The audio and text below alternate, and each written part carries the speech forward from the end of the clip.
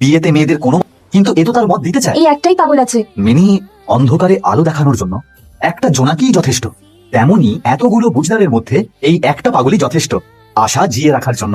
কষ্ট করে বন্দিতার জন্য সম্বন্ধ পাকা করেছিলাম, আর এই চিঠি পাঠিয়ে সব সর্বনাশ করে দিয়েছে। সন্ধ্যেবেলা ওর গায়ে হলুদের অনুষ্ঠান, এখনো শ্বশুর বাড়ির লোকেরা হলুদ নিয়ে আসবে কিনা কে জানে। ওই হয়েছে, হলুদ না নিয়ে এলে তো আর বিয়ে হবে না, মাকে ছেড়ে আর যেতেও হবে না।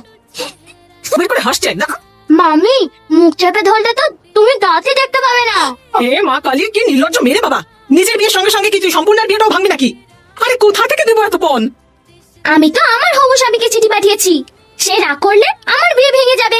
বলো তাহলে তাতে সম্পূর্ণ দিদির বিয়ে হবে? আমার আর সম্পূর্ণ দিদির বিয়ের মধ্যে কি কোনো সম্পর্ক আছে? এটা কোথায় গেল? তাহলে ওই মেয়েটা কি আমার থেকেও বেশি বুদ্ধিমতী আর এটা কেমন প্রশ্ন হলো? তুমি যাই বলো না কেন, কিন্তু আমার বাবা বলেন যে আমার মতো গুণী মেয়ে এই পুরো কলকাতায় খুঁজলেও পাওয়া যাবে না। আমি পিয়ানো বাজাতে পারি, তোমাকে টেনিসে হারালাম, শেক্সপিয়ার হোক বা রবীন্দ্রনাথ ঠাকুর, তর্কও করতে পারি আর বিচারও। এখন বলো কে বেশি বুঝতার, আমি না তোমার ওই চিঠির মেয়ে?